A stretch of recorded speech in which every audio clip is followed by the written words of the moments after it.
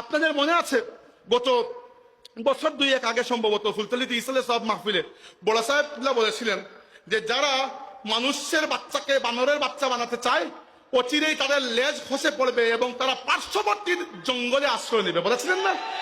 যারা বানর থেকে মানুষের আমাদের বানরের সন্তান পূর্বে রূপায়িত করার চেষ্টা করতেছে, আশা করি তাদের লেজ খসে পড়বে,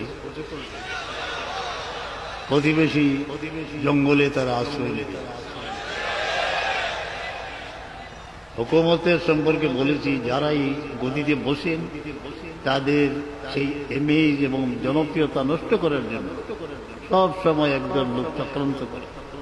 সামনে গিয়ে যখন কিছু পেশ করি হয়তো বলেন ঠিক আছে, কিন্তু পরে দেখা যায় যে উদ্দেশ্য অন্য কিছু। যে একটা আন্দোলন আরম্ভ যদি হয় তবে তিনি গদির থেকে সরে যেতে হবে অথবা বিরাট অবস্থা হবে। এই সব সময় চক্রান্তের মধ্যে কারা থাকে?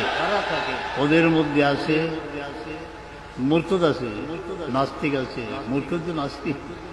এই ধরনের হুকুমত, অনেক হুকুমত নষ্ট হয়েছে এইসব চক্রান্তে। আপনাদের বলেছি। আপনাদের মনে আছে গত বছর দুই এক আগে সম্ভবত ফুলতলিতে ইসলে সব মাহফিলে বড় সাহেব বলেছিলেন যে যারা মানুষের বাচ্চাকে বানরের বাচ্চা বানাতে চায় অচিরেই তাদের লেজ খসে পড়বে এবং তারা পার্শ্ববর্তী জঙ্গলে আশ্রয় নেবে, বলেছিলেন না? আপনি একবার চিন্তা করে দেখুন এই পরিস্থিতি যে এত দ্রুত পরিবর্তন হবে।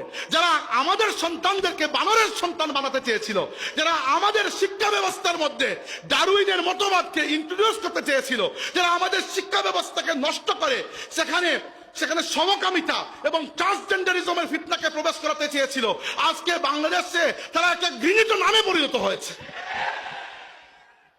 কি জন্য? কারণ হচ্ছে আল্লাহর দ্বীনের সাথে দুশ্মনী কেউ টিকে থাকতে